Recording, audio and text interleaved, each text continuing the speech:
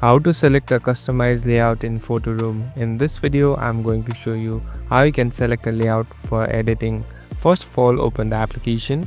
Now, you're in your home page. Here, you'll be able to see different type of layouts available. Now, here there are different edits and different designs that you can select from. So here, I'm tapping on one. So I'm getting loaded into this editing interface. Now you can simply tap on this replace button to replace it with your own image. So here I am selecting my image, and as you can see, it has been replaced. Now you can adjust it and you can even edit the background accordingly. So this will make a huge difference in the photo, and you can use the template very efficiently and properly. Thank you for watching this video. I hope this video will help you.